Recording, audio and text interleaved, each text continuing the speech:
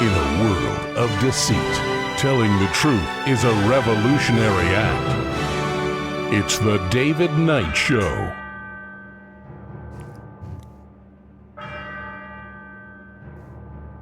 As the clock strikes 13, it's Wednesday, the 5th of August, year of our Lord 2026. Today we're going to talk about wars, foreign and especially domestic. Folks, this domestic war is the surveillance infrastructure that is being built brick by brick right in front of our eyes. What are we going to do about this? We have the American people across all of the partisanship that we have on all these other issues. The American people are united against this. How do we unite against this? How do we stand up against this? We're going to take a look at what they're rolling out here. And again, we're going to take a look at the response from the Republican Party in terms of edging this along. And this is the situation. We're going to talk about what's going on here. A good example is Tennessee, where you got three candidates and you got one guy who is right on the issue, and he won't issue a statement on it. We can only infer it from past statements that he's made when he's talking to people. We'll be right back. Stay with us.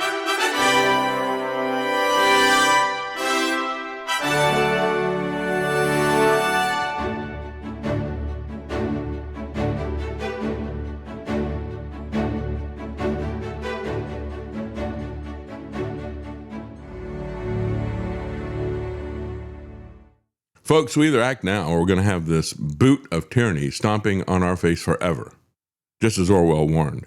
This is going to be a combination of the worst dystopian totalitarian societies that we've seen depicted in fiction, Orwell's 1984, Franz Kafka's The Trial. Just wait and see what happens with this. If we sit here and do nothing but twiddle our thumbs, if we're going to be captured by the partisanship, this is a fatal mistake. We've got the Pentagon planning AI data centers at military bases. Not only is Trump bribing people with massive amounts of money, bribing local officials, and the companies are coming in and signing NDA agreements with them. We got to stop that. That can be stopped. And we have some candidates here in Tennessee who are talking about doing that. Unfortunately, they're not in the right party. And I got to say that when we look at all of the Trane and the LGBT stuff and the rest of this stuff, I don't want to have to vote for a Democrat. I wish a Republican would stand up and do this, or an independent that we could support. The problem is, this is the fundamental issue. If you don't like what they're doing, imagine what they're going to do when they've got the surveillance state. When we live in a country that is like what Alexander Solzhenitsyn described. He said, don't live by lies. He said, I understand if you resist any of this, they're going to kick you out of your job, kick you out of your home. They may, in fact, send you to a prison, which they did to him. But he said, we can't live by lies. And we can't live with this lie about the surveillance state. All of the nonsense about how we got to beat China. Are we going to become China in order to beat China? Would that be a Pyrrhic victory or what? And this is all coming from the military. Make no mistake about it. You look at Operation Warp Speed. It was the military who's going to deliver all this stuff and so forth. It was the military that was involved, DARPA especially, Defense Advanced Research Projects. And they were the ones who, from very early start, were pushing things like mRNA. They were also there in terms of practicing the lockdown. We're going to lock everybody down until we can get out our experimental vaccine. They were the very first one, Dark Winter. And so make no mistake about it, this is a war against the American people. It's not just the foreign wars that we have that are bankrupting us, and as they eat out their own power in the American empire, this dying empire is going to turn inward on us. The means of defense abroad will be weapons of tyranny at home. That always happens, said James Madison, who wrote the Bill of Rights.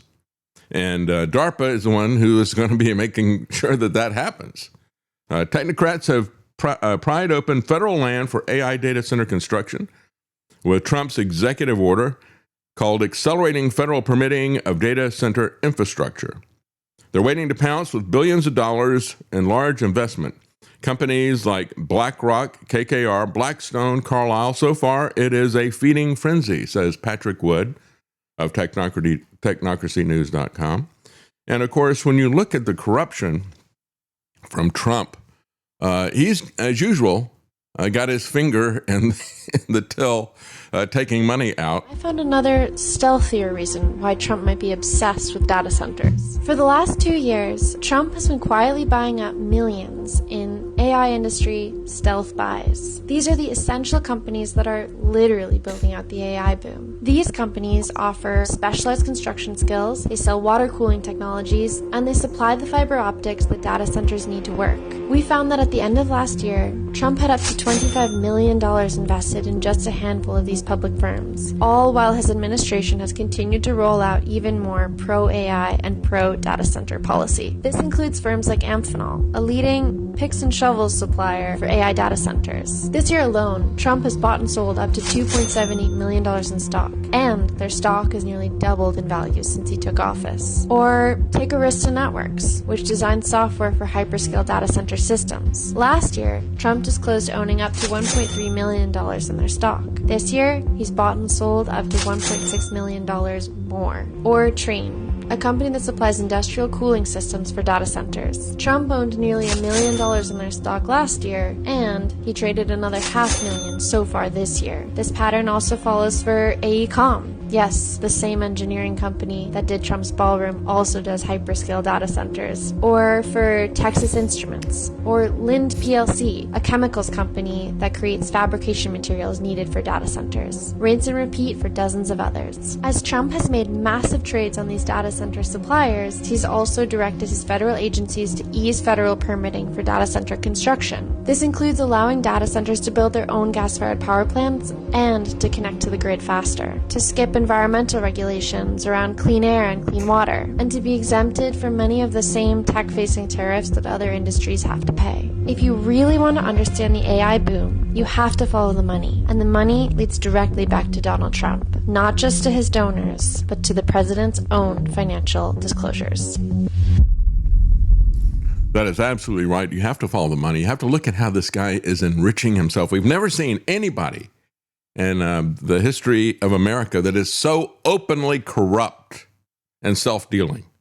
But of course, it's also the corporations who are going in, and who knows what money is being passed behind the table as these city council people are signing the NDAs. And if nothing else, they get a massive amount of money that they can play with and make themselves look good, I guess. But there is a tremendous uprising with this. And we have to push this and focus on this. This is a vanishing opportunity for us to get everyone together across the board. These things are unpopular because people understand where these things are going. And we have to ask the question, if we're going to use this to fight China, who polices the police? Who watches the watchers? Well, if we become a country like China, where everything that you do is watched, just imagine what the next pandemic, next lockdown is going to be like. Well, we don't have to imagine. We can see what they're doing in China. Here in America, of course, not just moving away the environmental restrictions to let these people come in and do whatever they wish, not only the financial incentivization that Trump is bribing local councils with. I mean, just imagine what's going on. They're being bribed by the corporations. They're being bribed by Trump.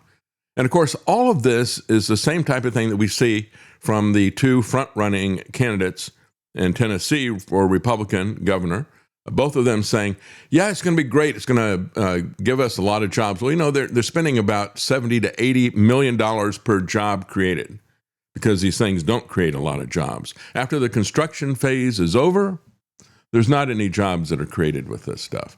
And so this is the usual canard that you see when they're talking about building stadiums or something like that. It is an absolute lie. It is a head fake. But we've seen it over and over again. And that's where Marsha Blackburn and Rose both are in terms of what they're looking at in the future with this, how they're trying to sell it. Oh, it's going to be a great jobs program. And Trump says that as well. You're going to make so much money because I'm going to send it to you if you build a police state. Only Fort Bliss and Dugway Proving Grounds have been awarded so far. Even those remain conditional pending negotiation, but beyond them, federal contracting documents show the Army is considering data centers at Fort Hood, Texas, and Fort Bragg, North Carolina. Dugway is remote by design, although not every site is. Contracting documents, however, show the Army is weighing a parcel at Fort Hood that is within a half mile of residential and commercial property. And of course, that is significant because you look at the noise that comes from these generators 24/7. It is deafening and persistent. Fort Bragg is within 1 mile of civilian areas and within a half mile of civilian housing. Excuse me. So we have Army officials say they're ready to go. They're ready to pull this. They said their proposals, however, must include net zero water usage and a power plan that does not draw on the local electrical grid. So they're going to be very noisy. But the good news about this is that they're not going to use the water supply. Is that really the issue? As Matt Trujillo was pointing excuse me. As Matt Trujillo was pointing out, it really is the surveillance aspect. Don't call them data centers. They're surveillance centers. And if we're going to focus on the water and the power and the noise issues, and those are all big issues, but if we're going to focus on those, they can assuage that. They can come up with recycling water systems and so forth. It's the surveillance, stupid. That's the real issue, as James Carville said. Don't worry about Bill Clinton and his sexual assaults. It's the economy, stupid. Well, that was a problem. And the water usage, the power usage, the noise, those are all real problems. But it's the surveillance, stupid. That's what you got to focus on. Bidders were also required to describe plans for local outreach and engagement. How are you going to assuage people that you are their friend? Yeah, that's what we're seeing over and over again. Don't think this is going to be used for defense, as a matter of fact. Again, like I said at the top of the program, James Madison warned us. Always the means of defense will be abroad, will be the means of tyranny at home. And that is especially true when you got these Republican candidates out there saying, well, we got to do it because of jobs and because of China. We got to beat China. We got to be even worse than they are. So, this is supposedly about fighting crime, is it? Well, as I pointed out, in Atlanta, where Flock is headquartered, they put in 5,000 cameras. What has happened to the crime rate there? It's actually increased in serious crimes. And in terms of what you would think they would be able to really have a home run with, because they sell these things as automated license plate readers, you would think that you would see a drop-off in car crime in terms of car theft and things like that. No. It was like 0.2% decrease, according to FBI crime statistics. So that's essentially in the noise. It's essentially flat. It had absolutely no effect on fighting crime. But that's not really what these things are about.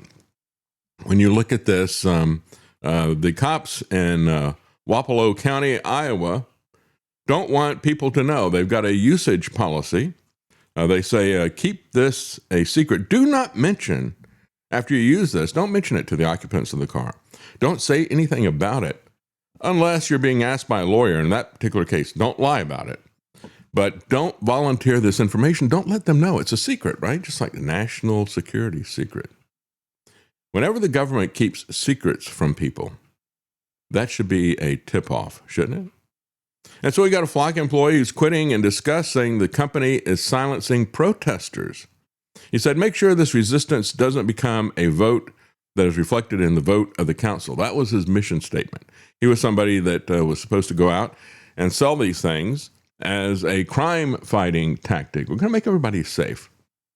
And we see the same types of underhanded tactics being done here locally in Johnson City and in Knoxville.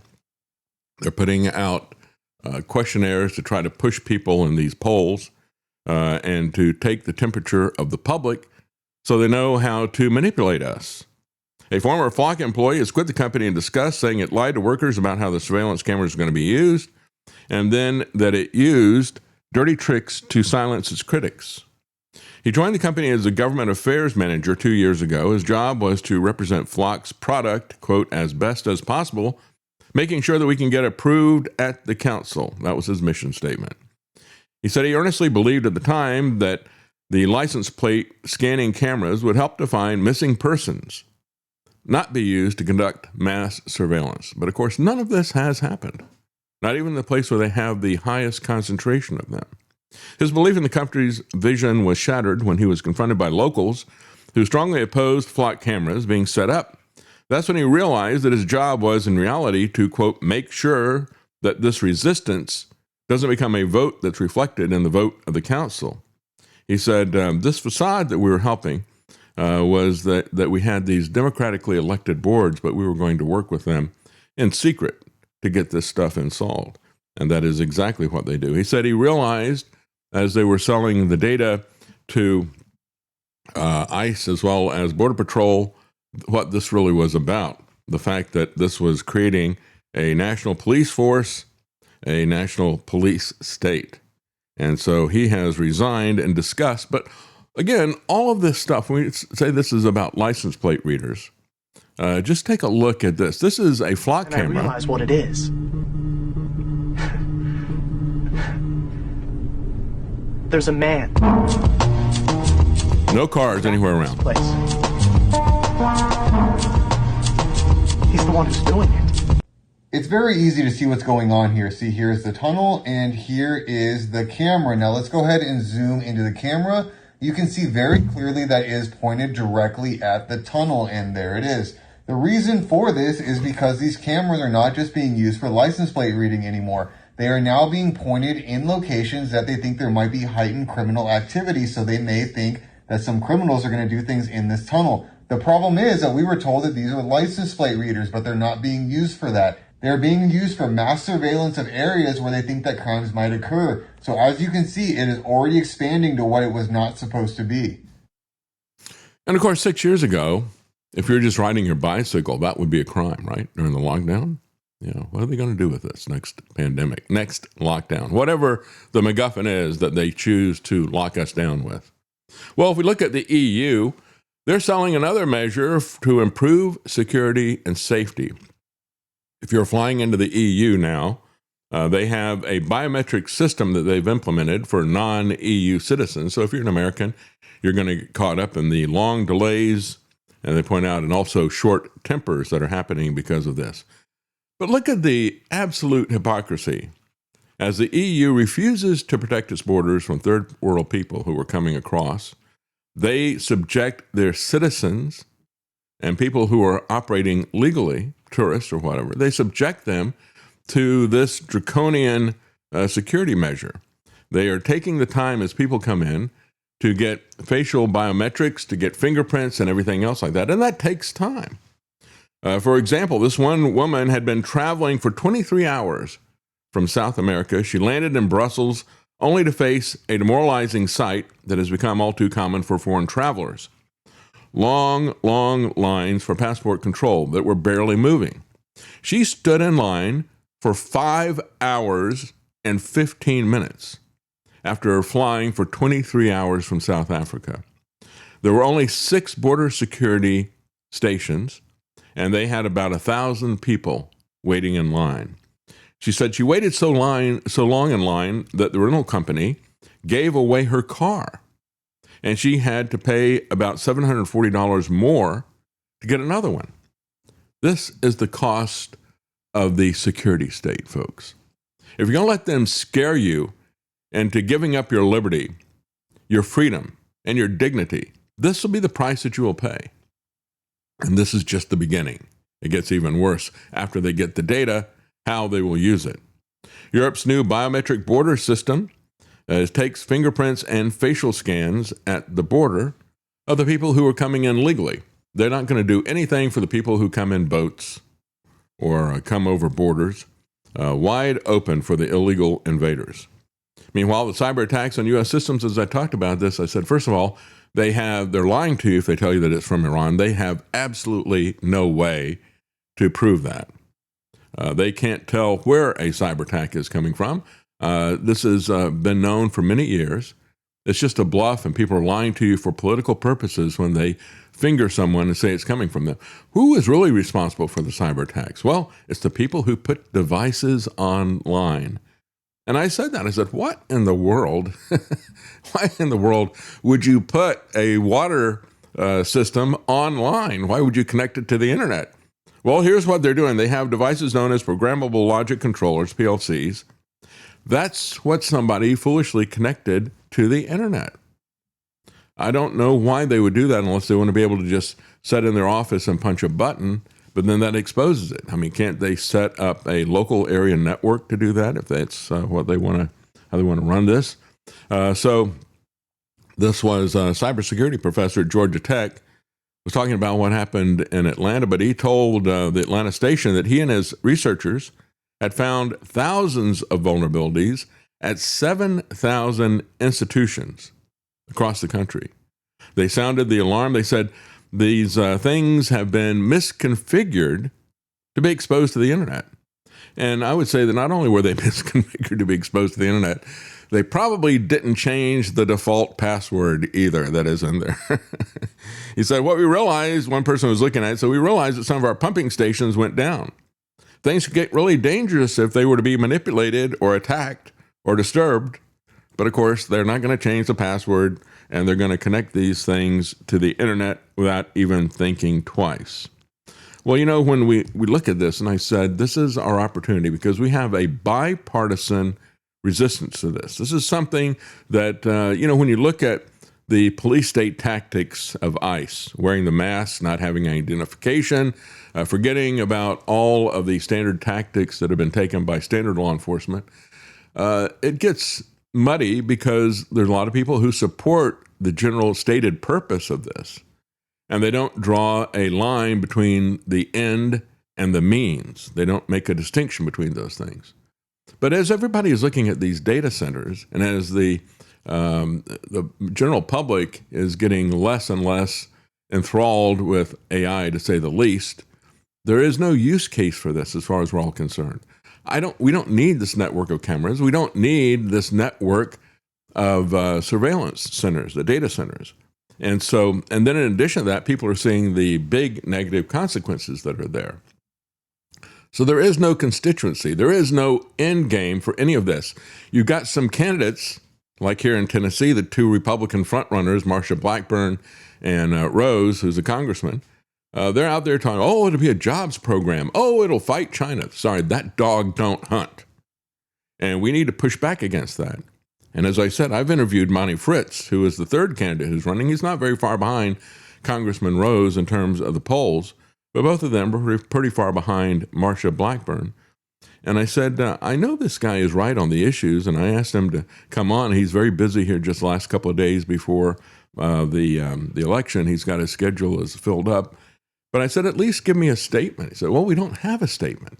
I said, you better put one together. This is the defining issue, in my opinion, and it ought to be in your opinion as well. If we lose on this issue, folks, we lose on everything. And if we lose on this issue, the people that you don't like, once they get power, are going to use this tool in a very weaponized way against you. You want to talk about weaponized government? That's what happens when you got a surveillance state that's being put in place. So I searched for Monty Fritz, and again, that article that I read to you yesterday, where they got statements from two Republican candidates, two Democrat candidates coming up, but they said that they didn't get a response from Monty Fritz. I know he's got a shoestring campaign, but he is right on the issues. I went back and I did a search. There's what I found in terms of a summary. I'll just summarize it from the articles that I found. He opposes both data centers and flock license plate readers. He argues that these technologies represent corporate interests and unchecked government surveillance that infringe on the rights, the health, and the privacy of Tennesseans. On data centers, he criticizes the use of taxpayer funding. He says it is a strain on electricity and water resources, threats to local sovereignty and property rights. He supports local moratoriums, and he believes out-of-state entities are exploiting Tennessee. Well, he's absolutely right on that. And it's not just local moratoriums. You've got a Democrat, one of the Democrat candidates that I read yesterday, Adam Kurtz, said he wanted to have a statewide ban on data centers. I agree with that. I think that is the right approach. We cannot leave this to local governments that we've seen over and over again are just putty in the hands of these corporations and the federal government who are throwing cash at them. It's very easy to get them turned. You also had a Democrat, Tim Sear, CYR, who said we need to ban these NDAs for city councils and utility companies. And that is also the correct approach, I believe. He said on flock cameras, Monty Fritz said it violates the Fourth Amendment, of course, yes. Tracking innocent citizens without warrants. And he opposes any public-private partnerships with flock. And yet his rivals are out there telling everybody it's a jobs program and we're using this to beat China. He really needs to put a statement out. This really should be the central issue. I just don't understand why they're not going harder on this. As a matter of fact, before I leave and take a quick break here, this is an article from Free Thought Project. The headline is perfect. Dear America, we do not beat China in the AI race if we become China in the AI race. And, politics can sometimes be funny until it gets really bad. And we have this dark humor. This is an ad from Marsha Blackburn, who's running for governor here in Tennessee. And when I saw this, I thought this was an AI parody. It's so stupid. This woman is unbelievably stupid and dishonest, but it actually is a legit campaign ad that she put out. She's in a Chinese restaurant talking about how we need to have AI to fight China. How hard am I going to crack down on China? Well, here's a clue. Marsha Blackburn Clueless. worked with President Trump. She's to crumbling take on fortune communist cookies. China. As governor, Marsha will fight to protect Tennessee land from Chinese front companies. Yeah, protect us from the and hunt down corporations who are making a fortune, tries to defy Marsha. us. It doesn't take a fortune cookie to figure it out. Here in Tennessee, we're going to stop communist China and protect Tennessee land. She is, and it is with a little cat that's waving that you see all over China everywhere. I don't know what it is about that, but it was ubiquitous when we were there. A commercial like that should be a death sentence for her political career. That is the dumbest thing I've ever seen. People should look at that and go, I could never vote for this woman. This is an idiot. I can't. I just don't understand that. As a matter of fact, she was the one who got her 15 minutes of fame when she asked Ketanji Brown Jackson in the Supreme Court confirmation hearings, what is a woman? Well, Marsha, what is China? And what is surveillance state? Can you explain those? Can you define those for me? Do you care about what those are? And if you're going to start crumbling fortune cookies in a Chinese restaurant, how about the fortune that Trump is squandering out of the federal government in order to build these things? What about the fortunes that are being dumped on local governments by these big corporations to get them to set up the surveillance state? This is beyond stupid what she is doing. And I will absolutely not. I may wind up voting for a Democrat for the first time in my life because I think this issue is so fundamental. When you look at this, if we have this data flock system that's in, think about how that's going to be weaponized by the people that you don't want in office when they get in office, because that happens all the time. And I certainly don't want her in office. I can understand how she would use this. This was the raw, unfiltered message from Donald Trump at his ratepayer protection pledge. He said, you can't fight it. You got to go with it because the money is going to be there. I'm going to make sure you get the money. My tech sponsors are going to make sure you get the money. You can't go with it. You're going to make a lot of money if you build a police surveillance state. Will you sell us out for money? Yes, Marsha will. And so will Congressman Rose. They will both sell us out. They'll sell out the Constitution. They will destroy our liberty, our freedom, and our dignity. Don't be deceived by these people. We're going to take a quick break, folks. We'll be right back.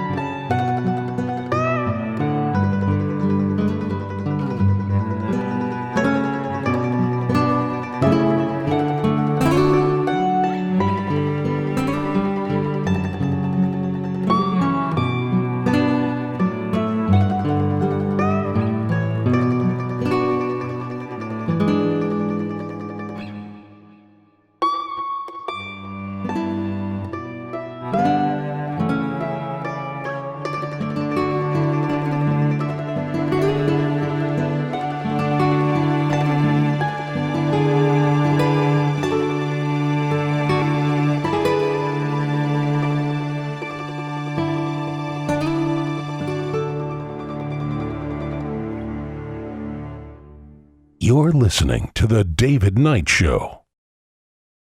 Yeah, as a matter of fact, this Free Thought Project is pointing out, just as the previous article we were covering was talking about how Trump is going to use military bases to put these data centers on. In this particular article, they focus on the fact that he's going to use public lands. And we got the Bureau of Land Management, the infamous BLM, the people that were the bad guys in the Bundy standoff the ranch standoff. And they were out there saying, well, we got to get all the farmers. He was the last rancher that was there, and his family had been there for, I think, 170 years, well before the BLM was even created. And he said they're not trying to manage the lands. They're trying to manage to get us off so they can do with it whatever they wish. And they were taking people's property rights, whether you're talking about grazing rights or water rights or mining rights, all of those things can coexist on the same piece of land. And a lot of Americans didn't really understand that. That is really just as important as the property rights that you have for your home. It was a kind of eminent domain that was going on there. And the question was, for what purpose? Well, we can see some of the types of things that they're doing here. But of course, as that was all unfolding, and I was covering that, the BLM came out and said, we like turtles. They were saying, we got to protect the sacred desert tortoise, and your cattle are a threat to that. Well, no, actually they weren't. Actually, the population of the desert tortoise went up after they did that because they had water rights and they built structures to give water to their cattle. These arid desert places, there was more moisture there for the turtles. They could get moisture out of the cattle feces that were there. And so their population actually thrived. The BLM, on the other hand, because they were supposedly an endangered species, they put a lot of them in a containment area. And as this was all unfolding at the Bundy Ranch, they euthanized a couple of thousand of these endangered tortoises there because they didn't have the funds for it. Yeah, now they are willing to put the data centers on there and endanger the desert tortoise as well. But it's far more than that. It is our liberty and our lives that are at threat. I got to correct what I said earlier. I said it was typically about 77 million, some of these projects per job. No, that was a little bit too high. It's actually in Virginia, $13 million of investment per permanent job in Virginia, $11 million per job in New York. So yeah, is that a great deal? You like those odds, Marcia? It's crazy. What a lie to say this is a jobs program. These are not job creation programs, says Free Thought Project. You're being asked to celebrate a system where your own tax dollars subsidize the very automation that will render you obsolete and give the government the power to spy on you and watch everything that you do. The real costs are in the residential electricity prices that have shot up more than 36% since 2020 in Virginia. They had their first base rate hike since 1992. The grid is being strained toward the breaking point. When you have a grid that they start having blackouts, sorry, you can't have any air conditioning or you can't have heating depending on the season because the load's too heavy. And our priority are the surveillance centers, not heating your home. That's what's down the pike with all of this stuff. Meanwhile, Trump is getting his hand in at the ground level, said he's going to profit by tens of millions of dollars personally. But it really is the structure that he wants to put in. The China threat, says Free Thought Project, is the ultimate rhetorical get-out-of-jail-free card.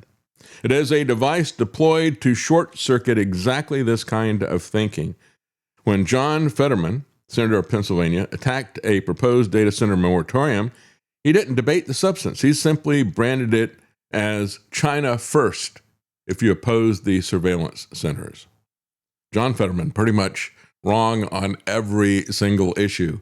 It's hard to find somebody that's wrong on every single issue, but there are many of them out there. John Fetterman, Tom Cotton, Democrat and Republican. If we're socializing the cost, commandeering public-owned land and military land, and ramming through approval via executive order while cutting communities out of the process entirely, we are already mimicking the very model that we claim to be racing against. Right? So we become China in order to defeat China. A data center is a legitimate business until its water dries up the neighbor's well, until its power demand spikes a stranger's electric bill, or until the servers inside it get quietly repurposed to build a digital panopticon that watches Americans around the clock. At that point, we're no longer talking about free enterprise and corporations, folks. We're talking about a fascist system, the merger of government and corporation for totalitarian purposes. That is what is at play here. This is not left versus right. Treating it like that is exactly how you get played. And for once, we've got an issue where both the left and the right grassroots don't want this. And it's hard for them to play us off in terms of left versus right. This is a place where we could win if people organize against it. I've got an interview coming up Friday. I'm going to be talking later today with a representative who is fighting this in their state. We're going to offer you some tactics on how to do that on Friday. The number of regular people being arrested for protesting data centers is astounding, but people are rising up everywhere. This is from Futurism, which is left-leaning. They said it takes a lot to get your typical white bread American riled up enough that they're willing to go to jail. Getting arrested is a massive pain, and bringing court dates, fines, and a record that can shadow your job and your housing prospects for the rest of your life. Yet in 2026, data centers have become one of the rare issues that are pushing more and more of Americans to risk it anyway. Futurism has counted at least 37 arrests stemming from protests related to the data centers this year. And as I pointed out, we were talking about this. There's an independent candidate for Congress in Tim Burchett's district, and he shot 4 of these things with a gun. He's in jail right now, but there's an additional 12 cases where police intervened to prevent protesters or speakers from confronting civic leaders, though in reality that number is likely much higher. And these cases are not as likely to make the news. All these have one thing in common. People felt the actions of democratically elected officials are failing to reflect the wishes of their constituents. Instead, they are deferring to the massive tech corporations and being bribed and bought out. As a matter of fact, there's been cases of ads that have been seen in Facebook ads and other places where they have offered to pay people $150 just to go sit in these town council meetings and say nothing, to make sure that somebody who has something to say doesn't have a seat. So a 42-year-old maintenance manager from Indiana, during a public meeting in May held to discuss plans to erect a massive Amazon data center, refused to identify himself for the record before speaking. That resulted in him being arrested by the police. As officers were escorting him out, he said he asked why, which prompted the officers to then place him under arrest for criminal trespass and disorderly conduct. Do you see the fascism already? What are police like this, what are local governments like this going to do once they get these systems? This is underscoring the need to stop these things. When you look at their attitude, they already have this attitude because they know they can, like I've said before, they can smell dinner cooking, right? This is exactly what they've wanted, and they've been fantasizing about this meal for a long time, and they can smell the smoke, and their mouth is watering for the power that they're going to have. These exact types of people. It seems to me that most police officers simply view it as a job. Their police chief or the sheriff is the boss, and they simply do what the boss tells them. They don't think about what the law actually is, and they don't really care. Mm-hmm. It's simply a matter of, well, the boss says do this, so I'm going to do it. I'm just following orders. But the people who are running them, the people who hire them, and remember, we got your sheriffs are elected, but when you're talking about the police, and you're talking about the security guards, these town council things, they are employees of the little town council people. They love that kind of power. Polls find an overwhelming majority is disgusted by Trump's relationship with the AI industry, saying he's using the tech to tear down democracy. These big AI Goliaths think they can buy off our government, our elections, our leaders, our future, and nobody will notice. And I guess he looks at it and says, well, why not? Israel did it. Big Pharma did it with him 6 years ago. Nobody noticed. Nobody cared. Nobody's been punished. As a matter of fact, they projected onto other people. Yeah, Fauci is guilty, but he is not the only person that was involved in all this. And now, even though Trump praised him up one side and down the other, kept him on the podium and gave him a medal as he was leaving. Now he says, oh, well, I never really liked this guy. And he gets away with that. A year and a half into a second term, a growing number of Americans are clearly fed up with the president's pandering to the tech industry. A new poll says 79% saying it is their top concern with AI that tech companies are too close to Trump and helping him to erode democracy. What do you think they're really talking about when they talk about eroding democracy? Is it about setting up this surveillance system? And I said that when Doge happened. It was exactly the type of thing that Curtis Yarvin had talked about. He called it rage. Musk called it Doge. And it's about replacing people in the bureaucracy with AI that's going to be respondent to them. And that is, when he started going through and identifying all this stuff, I said, look at that. Look at how they can sort through this mountain of data and they can find something. And certainly there was stuff to cut. I'm not saying there wasn't. I agreed with a lot of the cuts that they made. As a matter of fact, you have a lot of people who are just wringing their hands about USAID. USAID has always been about cultural subversion for the CIA. It's always been a tactic of the left-wing side of the intelligence agency, and I was glad to see it go. However, he was able to find these different places to cut, which nobody else could really find, by using AI, the same way that Pulte, who was head of housing and urban development for Trump, used AI to go after Trump's political enemies and go back through their entire history of real estate transactions and find some that were, to say the least, questionable, where they, you could argue, committed perjury. And I think that will be argued. And but basically, bring me the man, I'll find the crime type of thing. That's what we have to worry about. That's what's going to be weaponized against us. And it'll be, if you're Republican and you cheer that kind of stuff, understand that'll be used by the Democrats against you. As Harvey Silverglate said many years ago in his book, 3 Felonies a Day, he said the laws have become so complex, so Byzantine, so many, that every American on average is committing 3 felonies a day and doesn't even know it. If you think that's an exaggeration, take a look at what they tried to do to the guy they claimed touched the reflecting pool. That was going to be a felony charge. So are we going to defeat China in all this stuff? I mean, we can create an authoritarian, totalitarian police state. That'll be exactly what big tech and big Washington want.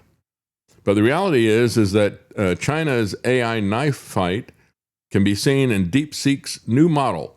It runs 100 times cheaper than Anthropic, the flagship model. DeepSeek's V4 Flash, which is officially released last Friday, costs roughly 3 cents to run through a standard battery of benchmark tests. Meanwhile, AI's, Moonshot's AI, Kimi K3 cost 86 cents, not 3 cents. GPT 5.6 cost $1.86, and Claude Fable 5 cost $3.15 to do the same thing that DeepSeek can do for 3 cents. They charge $3, more than that, actually.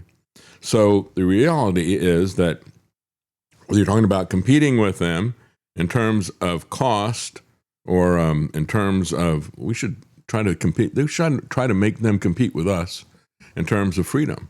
That has always been our competitive advantage anyway, is in terms of freedom. But when you look at what is happening with Silicon Valley, don't expect that you're going to get anything out of Silicon Valley that is going to be cost efficient. These people are not about cost efficiency. They're about seeking monopoly. There's also the fact that with the government involved, you are incentivized to not be efficient because the government will just keep throwing money at everything over and over and over again. You cannot fail with the government involved. That's right. That's right. Over and over again, just like the guy I interviewed about his book about space planes, and he's talking about how Elon Musk operated versus a lot of these other people. In most government contracts, it is cost plus. And so it's like, you tell us what this is going to cost, and then your profit margin is going to be some fixed percentage over that. So if you are inefficient, you're going to make more money. So if there's something that could be done for $100 and you do it for $300, you're going to get, and it's a 10% markup on that. Instead of making $10, you're going to make $30. So they have an incentive to be less efficient. This can is what see the that- military-industrial complex Yeah, I has was done about to say us. you can see that with the military-industrial complex, where they end up paying thousands of dollars for one little screw or something like that. That's absolutely right. Yeah, let's talk a little bit about Trump's Iran war, or as I prefer to call it, the Iran war. He's going to have to run away from this thing. But before we do, I'm going to get some of the comments here. They've been up here for a moment. Hero May said, they're building a data center right down the street from me. I'm very sorry to hear that. Yeah. Guard Goldsmith, I love how the EPA, which cracks down on puddles in the yards of people, is giving environmental passes to AI centers. Yeah, I remember the case in Montana. There was a guy, he was not a farmer, but they did have a farm, and they had some of their own cattle, and he had 8 acres of land, and he had just a couple of head of cattle. And they set up a pond there for their cattle. And the EPA came in under the Waters of the USA Act. The water did not leave his property, didn't affect anything else. But they came in, he complied with local restrictions. He did everything that was right, had permits and everything else. But the federal government came in and came after him and wanted tens of thousands of dollars and kept multiplying the fees on all this stuff as he was fighting them in court. And then they went to the extraordinary measure of claiming that they could debit his bank accounts, just like the IRS does. It truly was amazing, but that part of it got pushed back. But yeah, they go to the nth degree for anything other than the data centers. And this is happening across the board. Look at all of the hand-wringing about the climate MacGuffin. Oh, we got to worry about power. Oh, we got to worry about heat and all the rest of the stuff. All that just disappeared, didn't it? It was always fake. And this is the evidence. That's one thing data centers have given us, and that is the data that the climate MacGuffin was always just a fake excuse to do this stuff. Inigo Sonita says, our options have turned into communism with Sharia law or communism with Zionists under the Noahide laws. It's all being done intentionally, and it's being done under mass surveillance. I absolutely agree. So iHandy said, Flock doesn't have signage at its main office. Funny how they want their privacy, but none for us. Yeah, that's right. And Handy is in Atlanta. And I played a clip yesterday of the people who went there to film the place that they don't want to have any signage. And first they had a guy drive up and he says, are you with Flock? Oh, no, I'm not with Flock. And he took his picture and he doxed him. He said, no, he is. He's retired UK military. And he called the cops on us, and the cops came out there, and he said, we could have been shot. The way, the guy says, I think they've got a gun, he told the police. So the police came out locked and loaded. We've seen this over and over again. Same thing that Flock does when it reports a stolen car, and it turns out that it's automotive journalists, and we've had that happen several times. And these automotive journalists, they get pulled over by the police, and the police, usually somebody stolen a car, they treat that very seriously. They're concerned that this person is going to be violent, so they are trigger loaded with all that stuff. It's also worth pointing out that the guy who was there is a famous YouTuber, a guy named Tommy G. He's well known. It's highly likely the guy who saw him knew who he was or was able to figure out who he was before he called the police. Mm-hmm. He's also going to have a camera crew with him.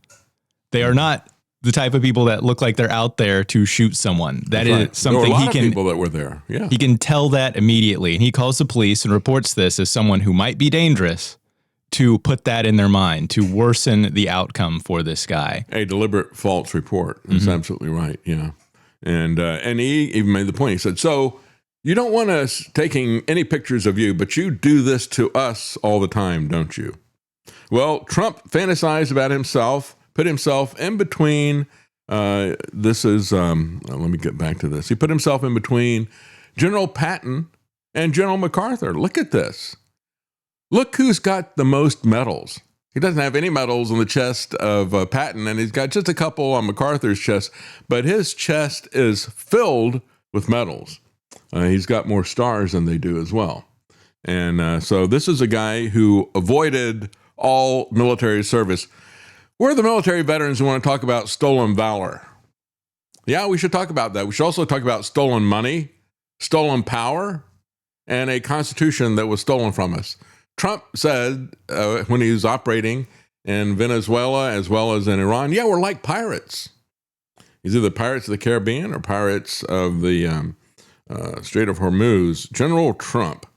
Yeah, the general who lost the Strait of Hormuz, the general who is losing American hegemony and power in the Middle East.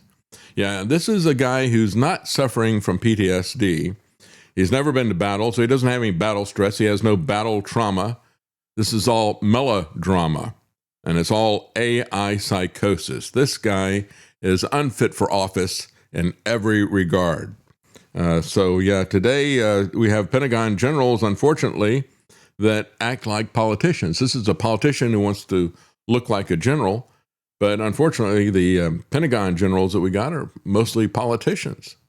And we have many times more generals today in the military than we did during World War II.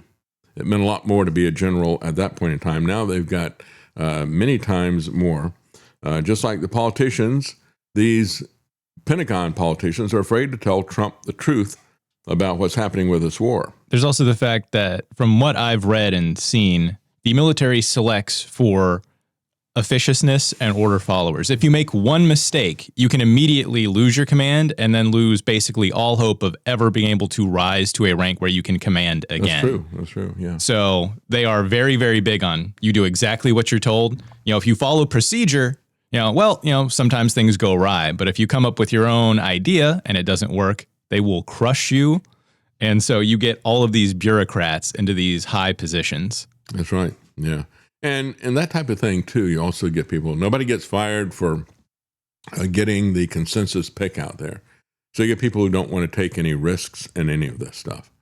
And you get somebody who doesn't like you, you get a black mark, you get passed over for promotion a couple of times, your career is really over. You just get out, and that's typically what they do. So he was also wishing the Coast Guard a happy birthday. Well, the Coast Guard, interestingly enough, does not kill drug suspects on sight, as Trump was doing in Venezuela. Doesn't kill people extrajudicially like he had Robert Duterte do in the Philippines, and he is now in front of the International Criminal Court. But as Donald Trump is saying, they're not coming after me. I'm not trying to shut down the International Criminal Court because they're coming after me. He said, I'm going to do this to protect Bibi. Everything is about protecting my favorite Bibi.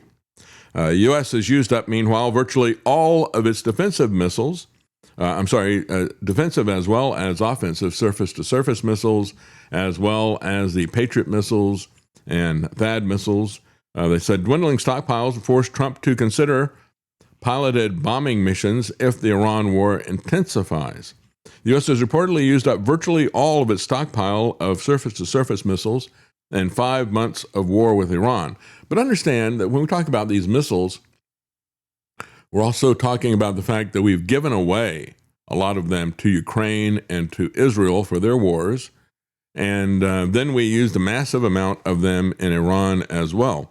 So these surface-to-surface munitions, known as the Army Tactical Missile Systems, as well as its successor, which is a more advanced system, the Precision Strike Missiles, they've used virtually all of these, they said. An official warning last month that the U.S. military did not have enough to return to all-out war. Trump has repeatedly threatened Iran with devastating strikes, only to call them off at the last minute. Again, he takes his profits off of the stock market as he makes the market rise and fall with his fake pronouncements. It falls when he says he's going to intensify the war, then when he backs off, the stocks go up. So it's a buying opportunity for him. He's done this over and over and over again. So much so that people on Wall Street were the ones who came up with the acronym TACO. Trump always chickens out. In other words, don't be drawn into this pump and dump stuff that he does.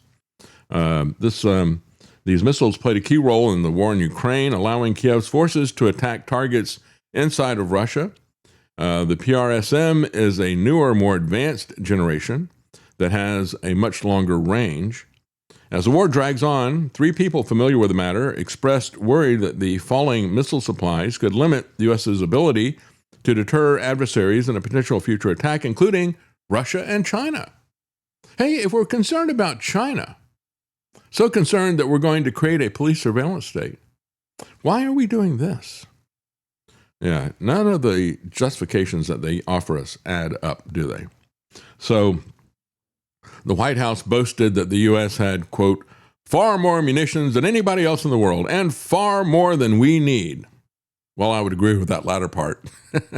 They have so much weapons that it is basically an incitement to use them, to go into wars that we don't need to be into, to start wars of aggression, as we've seen with this. And let's agree that certain munitions, including artillery shells and several types of missiles, are being produced at record levels. However, they caution the suppliers might fall short of what is needed for a prolonged war. Meanwhile, you have Sean Parnell, the chief Pentagon spokesman, bragged. He said, America's military is the most powerful in the world. And it has everything it needs to execute at the time and the place of the president's choosing. And I would add, regardless of the legality or the justification or the morality of what the president chooses to do, unilaterally taking us into war. That should be grounds for impeachment, and yet nothing is done. Even the Democrats are not really standing up to this, as you would expect. The supply figures have circulated inside the federal government for over the last week during tense conversations inside the Trump administration about how much longer the U.S. can continue striking Iran without drawing down the stockpile to levels that would limit the military's ability to respond to crises elsewhere. As a matter of fact, we even had a general make a public statement. I read to you a couple of days ago. He said, we're at the point where we're going to have to decide whether we're going to protect the USA or Israel. And I said, well, that's concerning because I know that they're going to protect Israel first. No question about it. They will protect them before they protect the U.S. Several media outlets reported that Trump had decided not to launch another massive offensive inside of Iran, in part because the military advisors had warned him about the U.S. stockpile. And it's not just the offensive missiles of the surface-to-surface type, it's also the defensive interceptors. Nearly 80% of those are depleted, say sources. This is from CNN. They said stockpiles of key air defense systems are particularly depleted. The THAAD missile inventory, as well as 80% of those, as well as half of the Patriot interceptors. The Center for Strategic and International Studies estimated that the U.S. had around 2,200 Patriots, and now half of those are gone. Think about the massive amount of firepower that they have rained down. Why haven't they won yet? Well, it's because those types of bombing campaigns do not win wars. Robert Pape, who is a professor, has done a book about that, and he's pointed out that these types of campaigns, we have oversold the idea that we can win a war through air power alone. You can't. We've lost one war after the other under that delusion. And he said it's especially bad if you focus on bombing civilian populations because that just galvanizes them in a blowback. They rally behind somebody even as bad as the Ayatollahs because of this. And so it is backfiring in a very bad way. When we come back, we're going to talk a little bit about what Victor Davis Hanson had to say. He hasn't learned anything. He's a historian, but he learned nothing from America's history of failed wars, and he is sounding just like Mark Levin.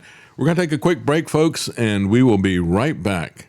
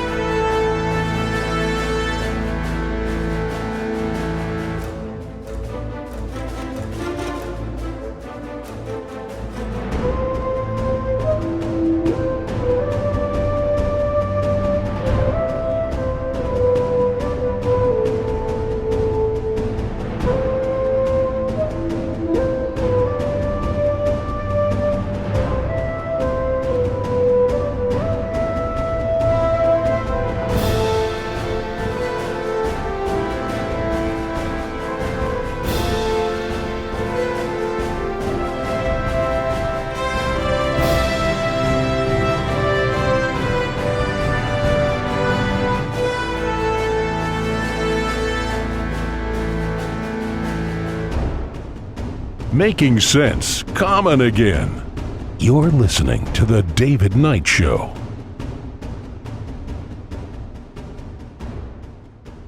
Hello, it's me, Volodymyr Zelensky.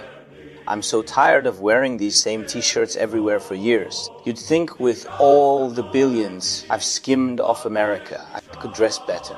And I could, if only David Knight would send me one of his beautiful gray MacGuffin hoodies or a new black t-shirt with the MacGuffin logo in blue. But he told me to get lost. Maybe one of you American suckers can buy me some at thedavidknightshow.com. You should be able to buy me several hundred. Those amazing sand-colored microphone hoodies are so beautiful.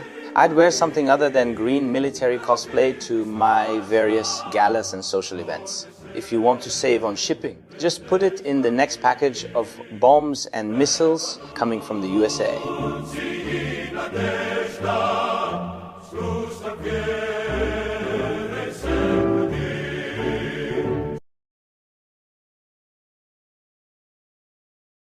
Of Tucker Carlson when he was at Fox News. But he is a war hawk if ever there was one. I'm sure he would be welcome on Mark Levin's program. They could all do this. I'll fight them to the last American. Die for Israel.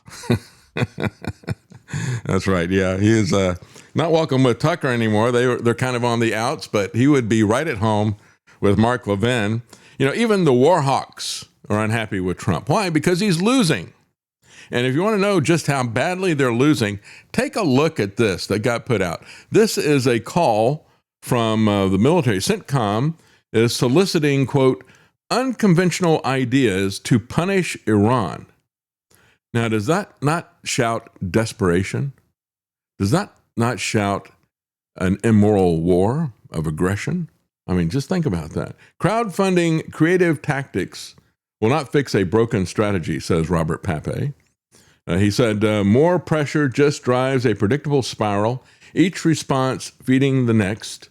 We are stuck in the escalation trap. And I got to say, you know, when we look at this, not only take this as an admission of desperation, but you take it as an admission of evil. The fact that this war and the way that it's being conducted by the Zionists of Israel and the Zionists of America is morally indefensible. It is morally bankrupt, militarily bankrupt, and intellectually bankrupt. We can even have ideas about how we have creative punishment. You know, think about that. That was the type of thing that we used to criticize the Nazis for, isn't it? Right? When they had one of their officers die, they would go in and they would kill an entire village, right, in reprisal. This is the type of thing that we've seen over and over again from the Zionists that are out there. As a matter of fact, this was a guy who was interviewed, and I played this for you yesterday, the guy who was interviewed by the BBC, and what he was saying in context, the BBC was there. He was a lawyer, or is a lawyer, I should say. This is a lawyer who said, well, they murdered one of our security guards, and so we are retaliating against these 4 villages. We're going to kill everybody in every one of these villages. Isn't that just like what the Nazis did during their occupation? Yes, exactly that. This is a guy who's a lawyer, but he's not interested in having an investigation, catching the actual murderer. No, I don't care about that. It's just an excuse for us to kill these people and to show how we are powerful. Sounds like you're saying one Jewish life is worth hundreds or thousands of Palestinian lives. Not million. One Jewish life, it's 10 million, okay? That just sounds racist. Yes, I know. He doesn't care. I know, but this is the truth. Because God chose us. Because of this, you are jealous.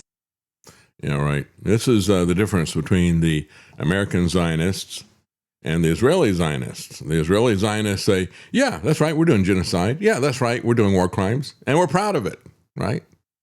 The people in America who are Zionists, oh, that's not happening. You know, they're not racist. They're not committing genocide. But he owns it. So Trump needs a new game plan on Iran, says Victor Davis Hanson. Well, actually, Victor, he never had a plan. Maybe you missed that part of it. He's just following the plan that Netanyahu gives him.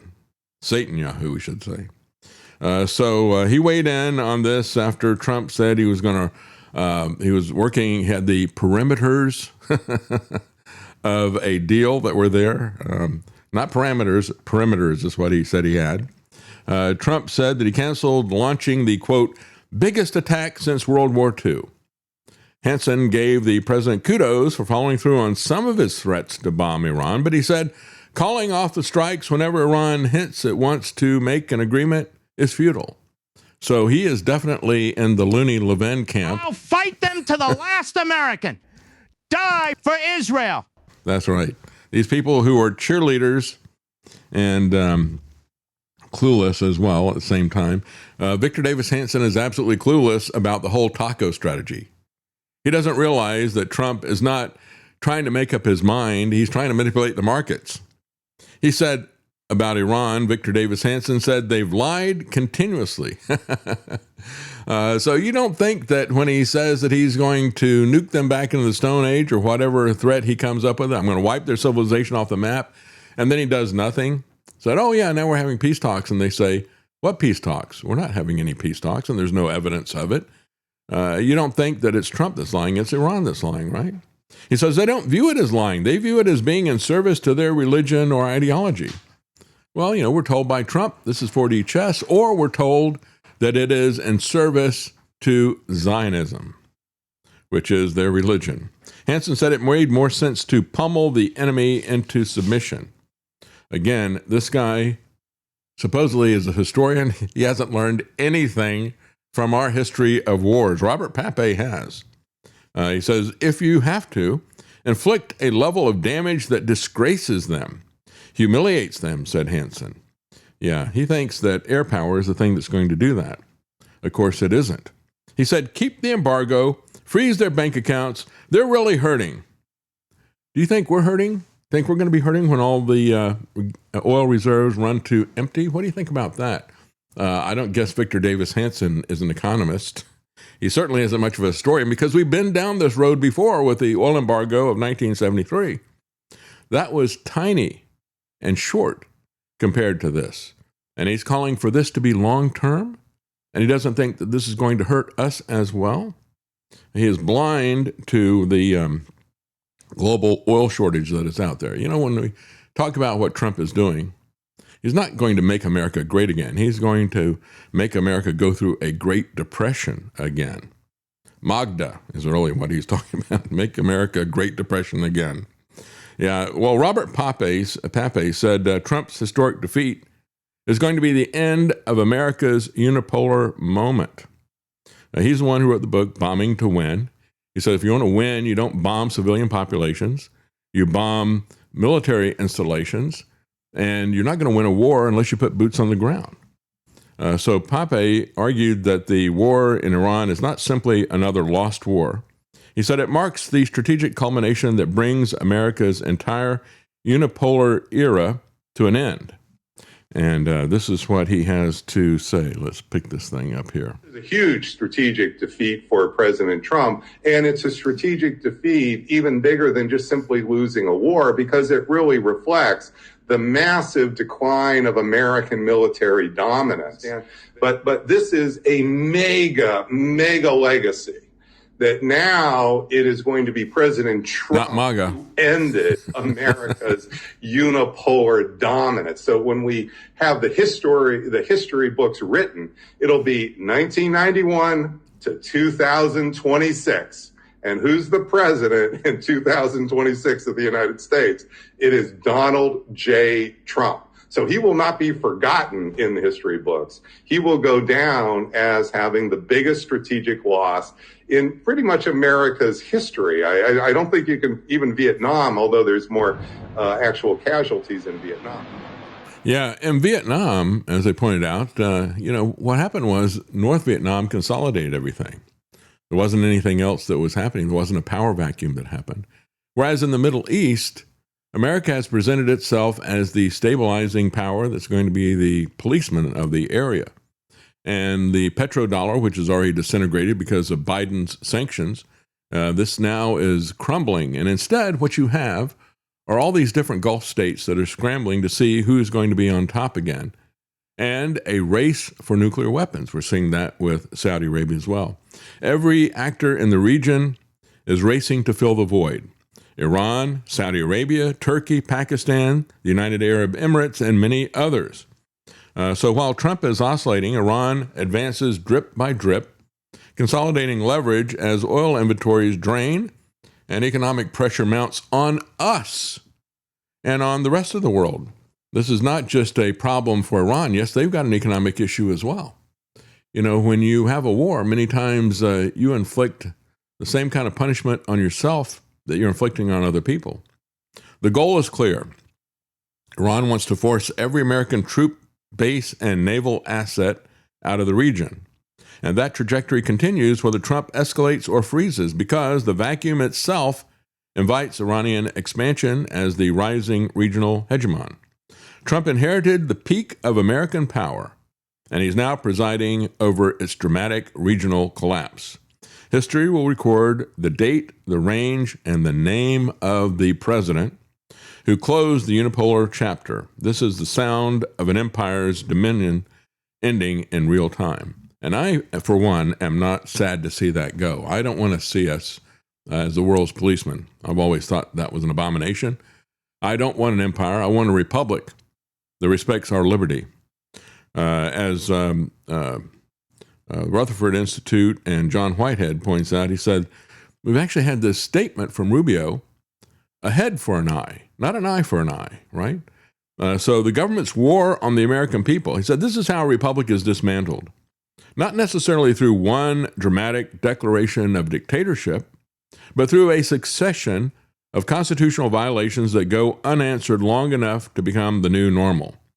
And he points out in this essay that Trump has crossed one Rubicon after the other. Each of these are a test. Each of them are designed to exploit a particular institution to show that he is stronger, daring, he crosses the line, and he dares somebody to do something about it. And when they don't, he has set a new precedent of centralized power for the presidency. It is a very dangerous game that he is playing, and it is it's going to have, just like we're talking about what's happening in Iran, it is going to have far-reaching consequences for us domestically as well. John Whitehead says we should be talking about the dangerous, destabilizing things that are being done to this country. We should be talking about the data centers that are spreading across the landscape, that are draining electricity and water, that are straining local infrastructure, and are expanding the technological machinery needed to track, profile, and control the population. We should be talking about that. And we should be talking about the government's growing network of detention centers and masked police who operate without identifying themselves, who operate in defiance of the Bill of Rights, the Constitution, and due process. We should be talking about license plate readers and facial recognition government databases. And we should be turning into a movement that understands that this is going to be associated with a digital dossier for every person in America. We should be talking about masked government agents, endless wars, disappearing constitutional safeguards, an imperial presidency that is accountable to no one. And guess what? When your guy is gone, Trump supporters, who's going to take his place with the powers that Trump is creating and leaving behind? Instead, we're trapped in a vicious loop of nonsense, mania, political demagoguery, and manufactured spectacle. That's right. Trump is governing based on the rules of WWE, professional wrestling. It is manufactured spectacle that leaves the left deranged and the right delusional. Trump is the accelerationist for the fourth turning. The American public need to focus on America first and to stop the surveillance state first. That is the number one priority. But both of them are united in fear and loathing of this surveillance architecture in these data centers.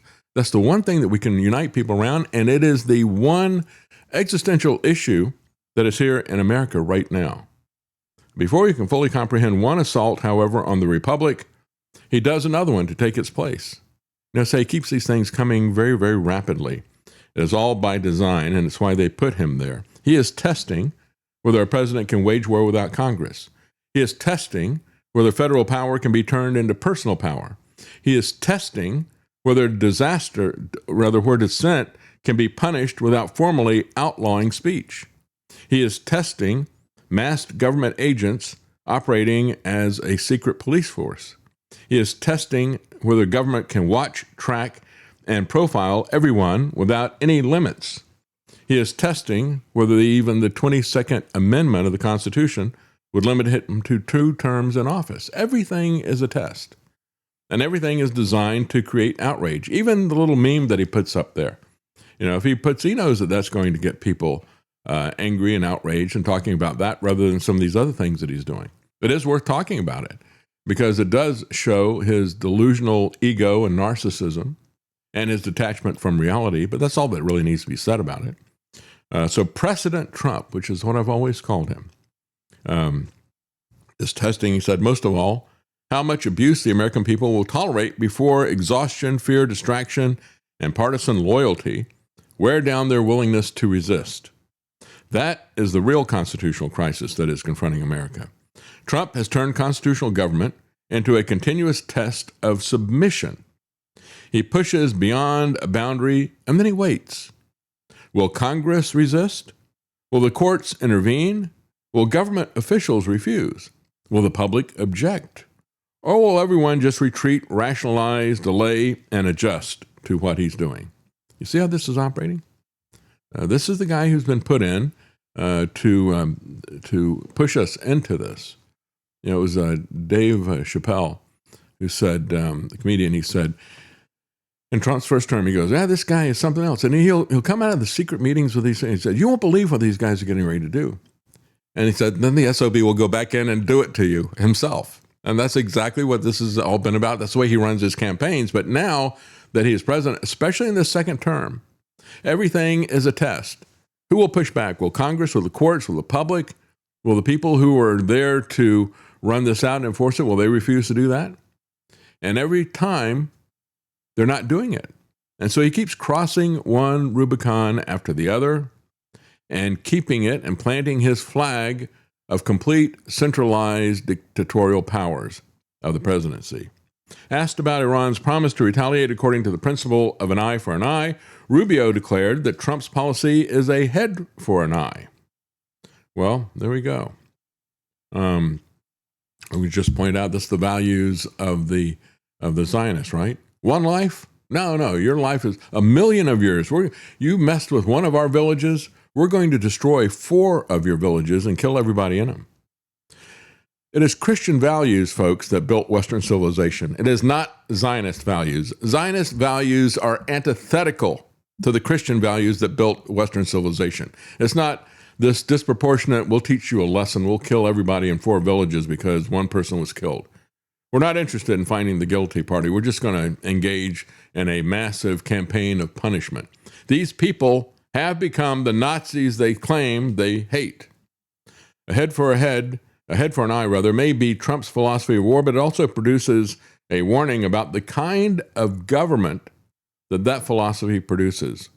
A government that is at war not only with foreign enemies, but with dissent, at war with privacy, at war with due process, at war with constitutional limits, and ultimately at war with the American people.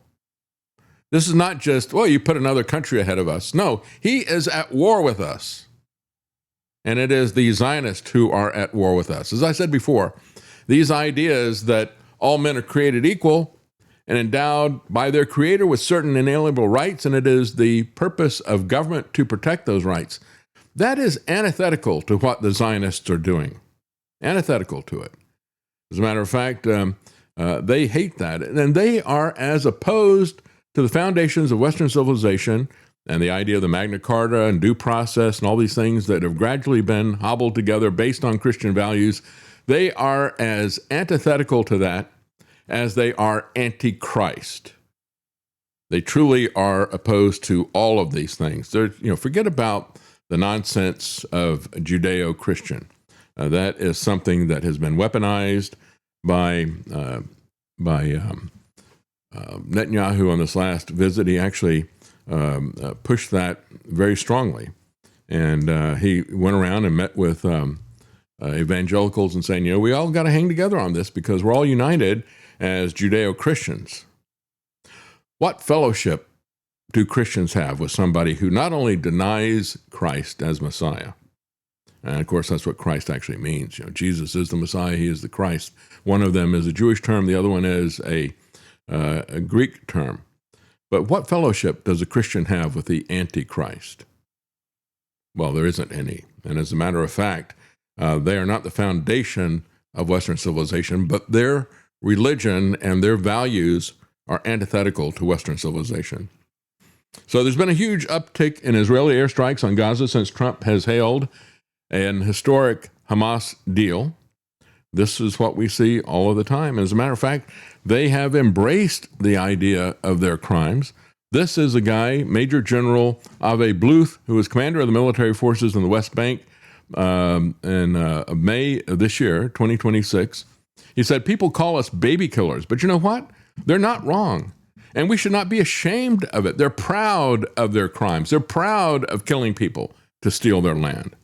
He said, I'm proud to be a baby killer, because this is what Hashem ordered, to kill the Amalek. And that includes men, women, baby, animals, even their trees. And they're uprooting the trees that have been there for centuries in Lebanon. Part of it is because they're not ethnic Jews or not from that area. They're allergic to the pollen of the olive trees, which only 1% of the world's population are allergic to, but about 2/3 of the Israelis are allergic to it. He said, I served in the IDF in Gaza with the 84th Brigade, and not many of us saw any issue with it. In fact, we were encouraged at times. I feel no emotion when it comes to this. They need to be dead, and we need all of our land back, all of the land of Israel, right? Greater Israel. This is what they're about. Murder of everyone, murder of civilians, murder of babies for the land. They will do anything. And so Reuters on Sunday reported an entire day of fresh IDF bombardment on Gaza. Israeli airstrikes hit Gaza for a second straight day on Sunday, killing at least 18 Palestinians, medics said, despite Trump's announcement of a breakthrough in efforts to implement last year's ceasefire agreement. They do not want peace, and Trump will do whatever they want. This is all just phony, everything that he's putting out there. Were the negotiations, if there were any, were the negotiations sincere, or was it just a head fake? He destroyed this stuff. They said these people need to be destroyed, but the international coverage and the cameras have, in effect, moved on. There was a time when every explosion in Gaza flashed across my phone, horrible images of children being pulled from rubble, medical workers trying to help patients at the hospital itself gets bombed, families howling in grief as Israeli bombs obliterate entire Palestinian lineages, said a journalist, Prasad. But he said Israel's attacks now continue as families flee from one temporary shelter to another. Children search through shattered concrete for fragments of lives that they once knew. But the world's attention now has shifted away as the genocide has become routine. We have become comfortably numb to all of this, he pointed out. Well, again, as all of this is happening, you see the Department of War and Sean Parnell put out this. Send me. Look at this. U.S. Department of War and Sean Parnell said, it quoted Isaiah, where God said, who will go for me and speak to these people? Speak to them about what? Well, speak to them about their sin, and speak to them about the coming Messiah, Jesus, who would take away their sin. I mean, Isaiah is absolutely amazing when you look at the messianic prophecies, and yet the dispensationalists will pervert that and make it all about Israel, and you have the American Zionists will pervert that and make it all about war. And I've talked about this before when I criticized Hegseth for saying, we're going to go to war, and God has trained my hands for battle and my fingers for warfare. And I said, look, that is not what that is about. Yeah. David said that about actual wars that he had. Those wars that he had, however, just like everything, just like the deliverance of Israel on Passover was a picture of Christ's deliverance, of the greater supernatural aspect, deliverance from sin, deliverance from the slavery and the bondage of sin to take us to the promised land. Yes, it really happened. But it was all a picture of the work of Christ. And that is what the dispensationalists get so absolutely, positively wrong. They make everything in Isaiah and in the Old Testament about fake Israel today. And they are fake. It is a fake Israel. But it wasn't about Israel in the first place. It was about Christ. If you don't believe me, ask Jesus. He said, you search the scriptures, the Old Testaments, because you think in them you have eternal life, but they testify of me. That is the hermeneutic that we use for this, the way that we interpret this. And so when they come out and they put this kind of stuff, send me. Yeah, send me to die for Israel. That's really what this is about. I despise this Trump administration, this Trump regime, and how they misuse the Bible, how they have perverted its meaning and changed what was a message of deliverance from sin into a message to go kill sinfully other people. That's what they're doing, is an absolute perversion. And so they got pictures here of different soldiers, whether they're on aircraft carriers or they're on the land or they're with planes. Says, send me, send me, send me. Yeah. I'll fight them to the last American. Die for Israel. Yeah, you might want to go back and reread Isaiah and see what it was that God was sending Isaiah to do. He wasn't sending him to go out and kill people for land. And even the ultra-Orthodox Jews get that right. They said, we believe that God has promised his land to us, but we believe that he will do it, right? And I said, when I talked about this in the past, I said, they're making the same mistake that Abraham did. Abraham believed God. God credited that to him for righteousness, but he also was impatient. And he thought, as he's getting older, it's like, well, God promised he's going to make a great nation out of me, but I don't see that happening. So let's make that happen. And what was the result of that? The Arab nations that they have been at war with for so long. He doesn't have a baby with his wife. He has a baby with his wife's slave. And that becomes the basis of these nations that have fought and resisted them for thousands of years, simply because he would not trust God to fulfill his promises in God's own time and in God's own way. That is the problem of Zionism today. They do not trust God. They do not believe God, as a matter of fact. They ignore just like Ben Shapiro, when he was asked by Rogan, he said, do you believe that God parted the Red Sea? No, I don't believe that. But he did give us the land. Yeah, because that's the only thing that matters to them. And they don't care who they have to kill to make that come to pass. We'll be right back.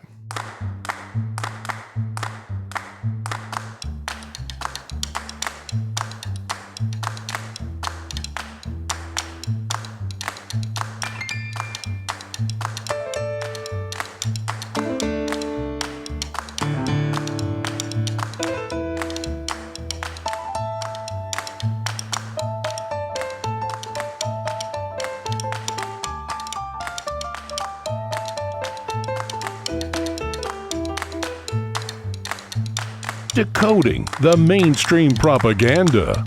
It's the David Knight Show.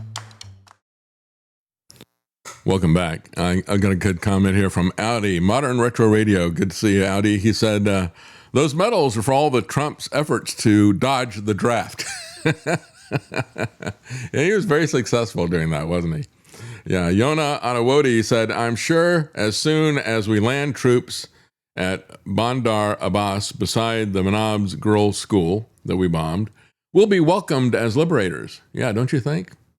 Yeah, no. As a matter of fact, look at the massive number of people that turned out. I mean, they were having riots against the rule of the Ayatollahs and the strict intolerance of their religious police. They were already pushing back against them, and there were violent conflicts. All of that was ended when they attacked. If you wanted regime change, you snatched defeat out of the jaws of victory. Instead, what you wind up with is probably the largest funeral that anybody has ever had for the Ayatollah that you assassinated. It's just amazing how they have talk about losers. Trump is an epic loser. DG8, thank you for the tip. He said, David, you pointed out the Democrats don't call out Trump's illegal war. Never forget, 95% of Democrats are on AIPAC payroll. That's right. That's right. Radis Bro said, in my 36 years of life, all history has been a lie. Pretty much, yeah. Even Winston Churchill said, the victors write the history. We will write the history of World War II. But the first part of that was absolutely, well, actually the second part of it was absolutely true as well. Both parts of that are true. DG8 says, how in the world can MAGA not see how Trump is bankrupting America, building a surveillance state beyond what we could imagine, and grifting for his family and friends, killing free speech, the Second Amendment, etc., right? And that truly is what is happening here. When I look at this Zionist lawyer who says, yeah, we are the chosen people and you're nothing, right? You're just going. When I see that, it made me think back to some friends I had in a church, and she was Jewish and her husband was not. And she not only went to the church that we both attended, but she also went to a Messianic congregation. And I've said in the past that I went to a Messianic Passover Seder, and it was because of our friendship with them. And it truly was amazing because you could see it, and they pointed out all the different pictures of Christ throughout the Passover Seder that they do. And how it was kind of interesting, they don't even have lamb anymore. So yeah, the lamb is missing. But there was one particular part of it that I still remember where they talked about they had something I think was called the Africomen, and it was 3 pieces of unleavened bread. And the middle one was taken out, which if you think about the Trinity, the Father, the Son, and the Holy Spirit, right? You take out the middle one, the Son. They would hide it and let the children search for it. It truly was amazing, a picture of not only Christ, it was a picture of the Passover itself, a picture of the life and work of the Messiah, and a picture of modern Judaism and their rejection of the Messiah. Nevertheless, we had a sad incident about it because, and we didn't say anything about it, Karen and I talked about it afterwards, but at one point, her husband, who was not Jewish, was talking to us about something, and she wasn't there, and he said, well, blah, blah, blah. What I remember was he said, but I'm only a Gentile or whatever. I thought, you're only a Gentile? No, there is no difference between Gentiles and Jews, between men and women, between slave or free. God does not distinguish based on ethnicity. He doesn't distinguish based on race. He doesn't distinguish on your financial strata, what level you're in. None of that matters to him. He's not a respecter of persons. He offers free grace to everyone. These circumstances under which we live are not the things that define us. Our ethnicity is not the thing that defines us, not in the eyes of God. And I thought, how in the world could he take away a position, an idea like that? And then when I look at what is being said with Zionism, I understand it completely. Yeah, one Jew is more important than 10 million of the non-Jews. And so that truly is an amazing statement, and he's not ashamed of it. He really is serious about it. Christian Zionists and the Trump administration are the ones who have decided to start a war with Iran. And this is coming from Brian Shulhavi at Health Impact. He said, headline of his article, let me get back to it here. He says, a Jewish attorney exposes the Zionist belief system that is also believed by many Christians. That's his point. Many Christians buy into this, just like our friend. Yeah, I'm only a Gentile. I'm lesser in the eyes of God than my wife who is Jewish. And he points out in this, Brian Shulhavi does, he said, there really isn't a large constituency for this if you take away the evangelical Christians. And this is why you have Netanyahu coming to propagandize them. And the state of Israel is paying a lot of evangelical pastors to fly to Israel and get even more propagandized. He said there's more Zionists who believe what he said in this interview among Christians than there are among Jews. And he's talking about the interview where the Jewish lawyer said one non-Jewish life is one Jewish life is worth more than 10 million non-Jewish lives.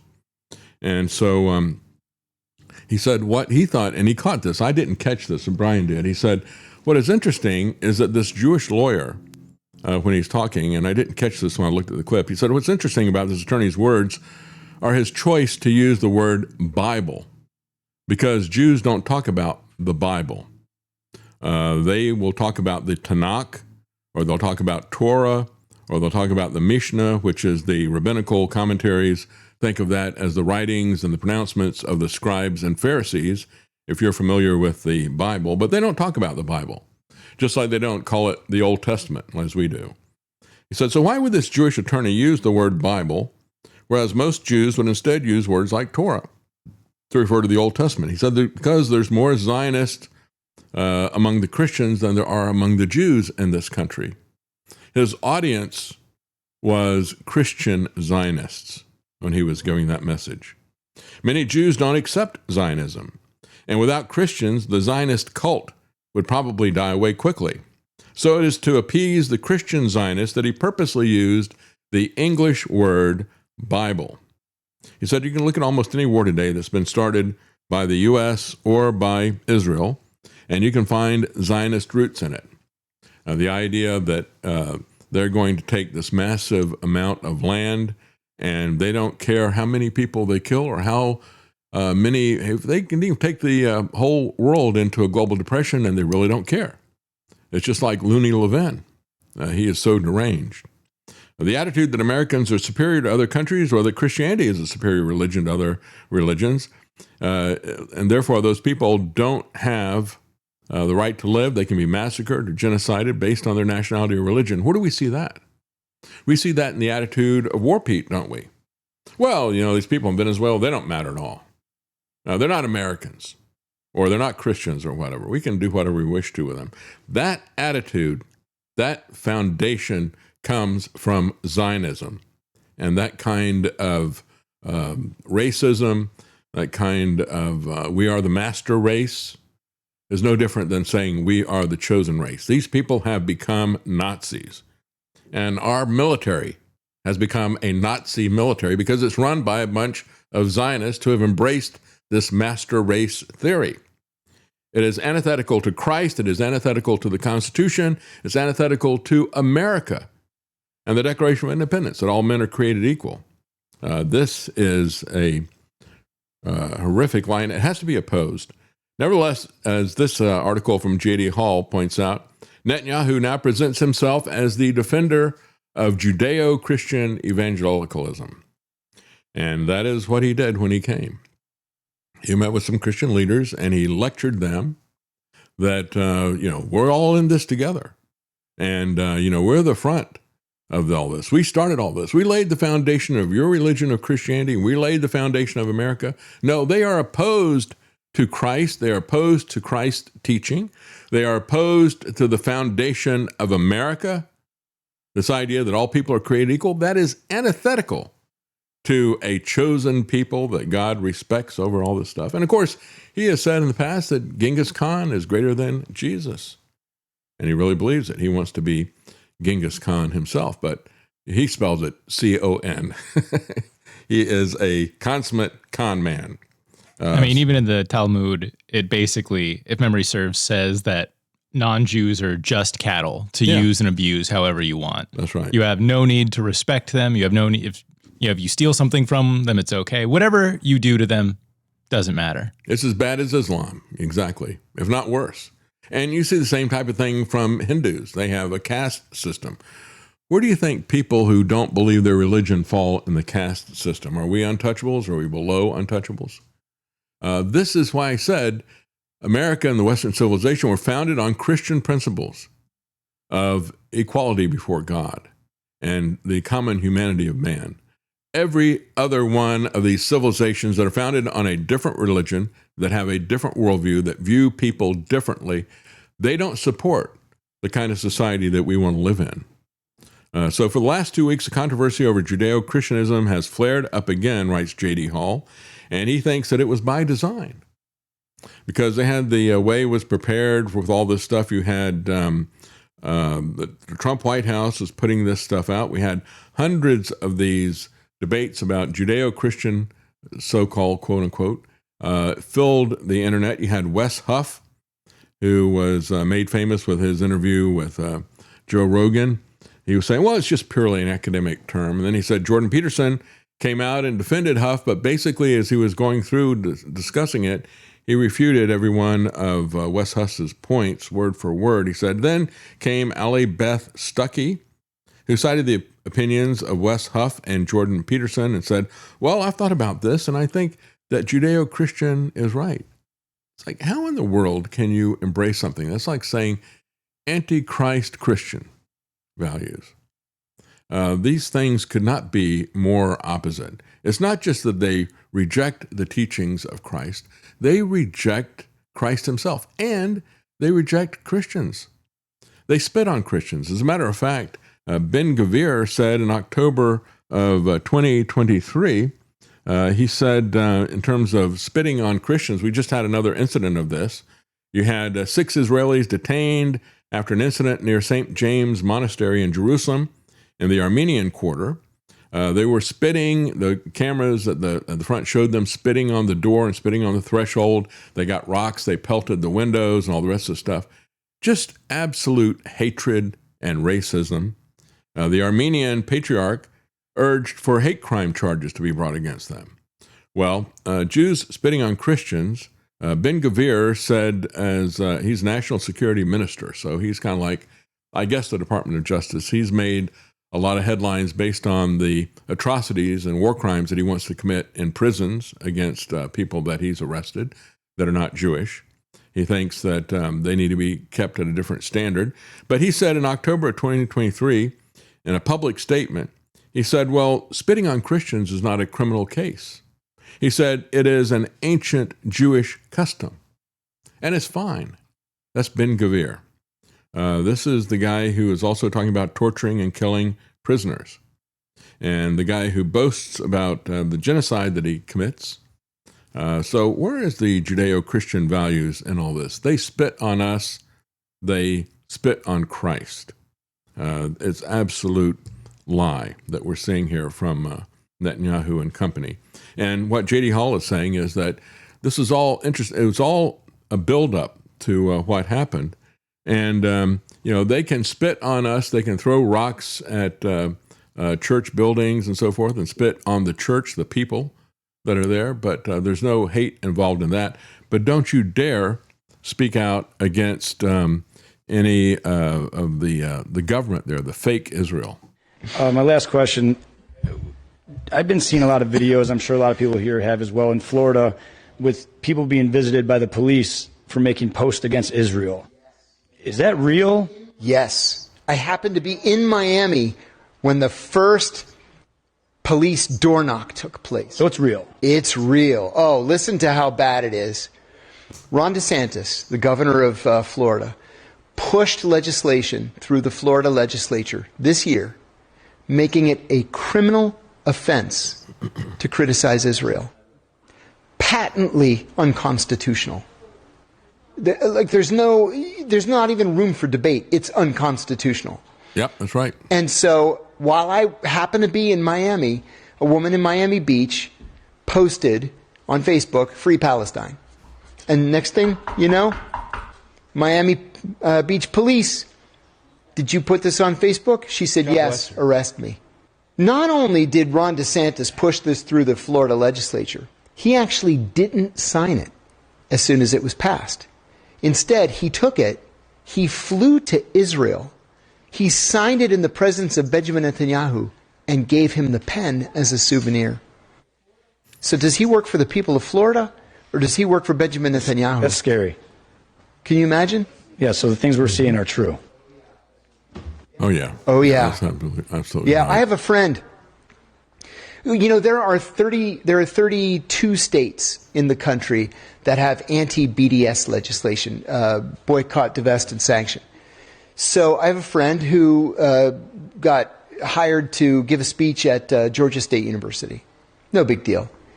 And she goes, they send her in advance the contract, we're going to give you $500 to do the speech, and you have to pledge allegiance to Israel. She's like, what the heck? What are you talking about? I have to pledge allegiance to... I'm not going to pledge allegiance to Israel. I don't have allegiance to Israel. Well, you can't be a contractor in the state of Georgia, and giving the speech and taking state money would make her a contractor unless you pledge fealty to Israel. And she said no. And they canceled her speech. So she sued. And she lost. She lost in the Supreme Court of Georgia. And it's not good at all. I just learned this week that in addition to the billions of dollars that we give to Israel in American taxpayers' money, the states all give money to Israel as well. Yeah, look at what they have done. They rob us not only of money, but they rob us of our God-given rights and our constitutional protection. When they come after free speech, folks, that tells you who they are. And look at what Marco Rubio is doing. Under President Trump, the United States will stand with the Jewish people. We have implemented a vigorous new visa policy that will prevent foreign nationals from coming to the United States to foment hatred against our Jewish community. We are holding international organizations and nations accountable for rhetoric against Israel that resurfaces in the manifesto of monsters like Iran and Sarah's killer. But we do see an eventual light at the end of this long tunnel of suffering. One can imagine a Middle East in which the Abraham Accords eventually reign. So thank you for the opportunity to address you. Yeah, so you can't come to America as a tourist, so cancel your visa if you have criticized Israel. What is going on with this? And we can criticize the American government, but we can't criticize Israel. You know who controls you then, right? You know who controls the American government as well, don't you? Now, there was a follow-up to that because that was so damaging that you had community notes were put on that talking about, oh, this is AI generated. Here's the person who put it together responding to that. This is 100% proof that they do not want you to know what is real and what is not. Yesterday, I posted this clip of Marco Rubio, the Secretary of State, declaring that if you criticize Israel, the United States will revoke your visa. We have implemented a vigorous new visa policy that will prevent foreign nationals from coming to the United States to foment hatred against our Jewish community. And woke up this morning to a community note claiming that this video of Marco Rubio is AI and that he did not say this. If he didn't say this, it's irresponsible to post it. And I'm just like, yo, this is the transcript from the official State Department website. He says, quote, "We must stand in solidarity with Israel. We have implemented a vigorous new visa policy that will prevent foreign nationals from coming to the United States to foment hatred against our Jewish community. We are holding international organizations and nations accountable for rhetoric against Israel." This is verbatim what he said in the clip. It's all right there, 100% not AI. So I started to do a little digging to try to figure out what the heck is going on here. Remember this lady, the Israeli AI policy expert, talking about how they can use AI to quote unquote correct the digital world. Which means that instead of trying to control the whole world and trying to somehow manage what's happening in this big blob of Wikipedia and social media, we can go directly to the companies with clear technical and advocacy solutions. So for the first time, there's a path to correcting the digital world. They really don't beat the stereotypes, do they? Anyway, the way Community Notes works is that it allows everyday users, quote unquote, to go in and say, add helpful context, facts, or corrections to posts. And they say this is not managed by the corporate staff, but is actually approved by a community of contributors using a consensus algorithm. Now that sounds like something that you can bot. In fact, Netanyahu and his allies have been caught using armies of bots to influence social media discourse, as reported in the Times of Israel. So you can imagine, one account writes the community note claiming that the very real video that I posted of Marco Rubio is AI, and then a bunch of bots swarm in and create this consensus to say, yo, thank you so much. Super helpful. You see, AI is now becoming a tool for them to muddy the waters because Guess what? The entire campaign against Israel isn't coming from the fact that we don't like Jews or we don't like Israel.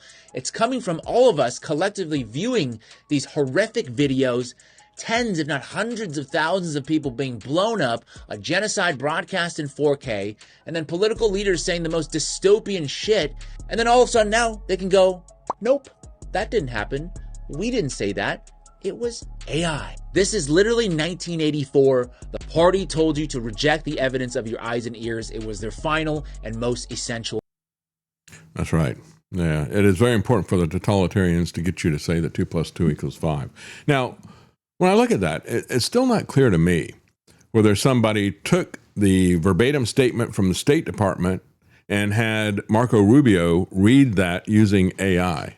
I'm not really sure if that was an actual clip of Marco Rubio or if that was AI reading it. You know, we have done here on this broadcast, because we have a lot of people who listen to this without seeing it. When I've got a clip that somebody is speaking in a foreign language and it's got subtitles there, we've had a couple of different occasions where we have had, it might be Netanyahu speaking in Hebrew, it might be Giorgia Meloni speaking in Italian. What we do is we feed their voice into the computer, into AI, and then give it the script, which is the actual subtitles that are there. That's much better than me trying to read along with it, because the pace that they put the subtitles there is paced to the language that they're speaking in, which is not really paced to you being able to read it. So we have that being read by that person's voice, and you can see the subtitles there if you're looking at it. Now, that means that if we get something that is being a pronouncement from Rubio's State Department, that we have Marco Rubio doing it, we're going to be careful in terms of putting a disclaimer on there saying this is actually AI Rubio reading a State Department statement. I think that is really what happened with this. I mean, it could be bad enough that maybe he actually did record a statement of that, and then they have bots from Israel denying that was what was said, because it is so over the top damaging when you look at what is actually being said. So meanwhile, we got Netanyahu's office released a transcript of the speech that he made to the evangelicals that he met with. He said, "We are descendants from the original Hebrews, the Holy Land. We are the first part of that Judeo-Christian heritage, which we cherish, which we have given the world, and the civilization of freedom and faith." And again, we have to stand up and defend it. It's under attack from the rising tide of anti-Semitism and anti-evangelicalism. It's not an accident that the two are coming under a joint attack, because we are one. No, there is no unity between people who are anti-Christ and Christians, unless the Christians throw Christ away and unite themselves to a fake Israel that is a political entity. And that really is what is happening. There is no legitimate fellowship that we would have with that. There is no legitimacy behind the label of Judeo-Christian. And so anybody can trace his ancestry back and see where it actually goes, and they can't trace it back except for a couple of generations. These are people who have set up an ethnic racist state of a master race, and yet they are afraid to submit themselves to the test to show their ethnicity. That is the hypocrisy behind all of this stuff. Well, I want to talk before we run out of time here. I want to talk a little bit about what is happening in terms of economics and in terms of where gold is. As pointed out yesterday, we had Donald Trump giving massive amounts of money to Japan to prop up the yen.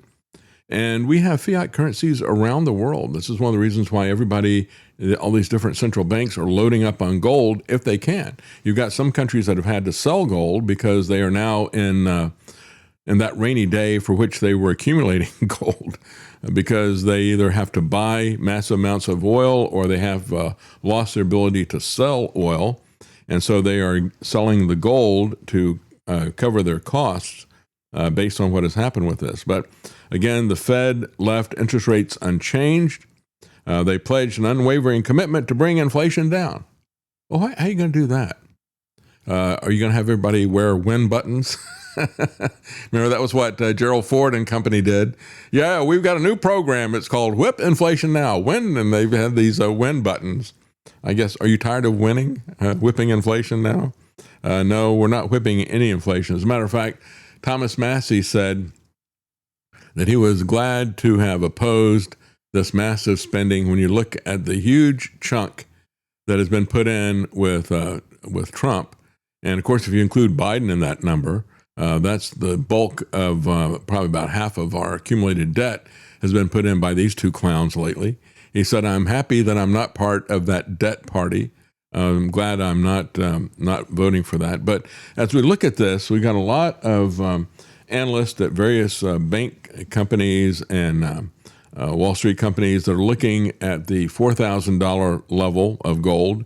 They believe it's a floor. They think it offers a compelling value as investors are looking beyond all of the rhetoric of the Fed and the rhetoric of Trump as he manipulates all this. If you look at the economic reality, not what he's talking about with the war and the fake pronouncements of peace being right around the corner.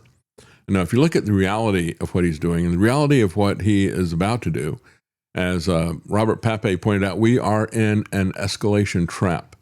And that escalation trap is not just about war. That escalation trap is also about our spending and our debt. And so you need to find some way to protect whatever wealth you can protect. And the best way that you can do that with is to put some into physical gold and silver. If you go to davidknight.gold, that'll take you to Tony Arterburns' website of Wise Wolf Gold, and he has a program where you can actually start saving on a regular basis. That's a very powerful thing, to consistently save a small amount of money, even if it's a small amount of money. And that also allows you to dollar cost average over a period of time. His Wolf Pack can be set up. You can go in for as little as $50, or you can go up to several $1,000s. You can get in or out at any point in time. But of course, he can also help you with transactions of physical gold and silver that get you out of a dependency of a fiat currency where you have counterclaims to it. Also can get you away from a situation where somebody else has physical control over your investments. And when you look at the stock market and you look at how they have changed the UCC code over the last couple of years, many of us don't realize that if all of this crashes all at once, if we have a market crash, they have subtly changed behind the scenes without telling anybody. They have changed the way the UCC code is set up so that even though you bought the stock, it's the people who are holding it who will have a superior position in terms of liquidating that. This is why they keep talking about how we will own nothing and we'll be happy. I don't know that we'll be happy about it, but they are manufacturing a pump and dump crash. And when that happens and it gets big enough that everything goes into bankruptcy, you will find that you are not in the first position.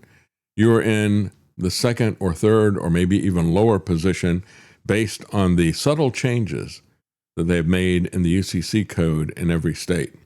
Higher debt, erosion of purchasing power is in the major developing economies, says one person, which is why he thinks that 4,000 is a great place to reload gold.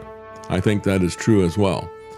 Well, that is all the time we have for today. Thank you so much for joining us. And folks, let's go with the bipartisan effort to resist these data surveillance sites. As I said, we're going to have an interview with somebody who's been very active about doing this in her state as a state legislator.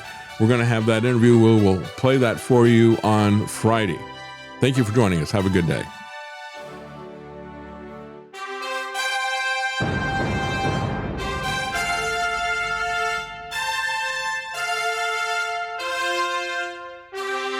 The common man. They created Common Core to dumb down our children. They created Common Pass to track and control us. Their Commons Project to make sure the commoners own nothing. And the communist future. They see the common man as simple, unsophisticated, ordinary. But each of us has worth and dignity created in the image of God. That is what we have in common. That is what they want to take away. Their most powerful weapons are isolation, deception, intimidation. They desire to know everything about us while they hide everything from us. It's time to turn that around and expose what they want to hide. Please share the information and links you'll find at thedavidknightshow.com. Thank you for listening. Thank you for sharing.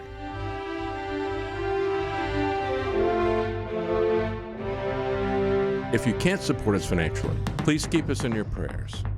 thedavidknightshow.com.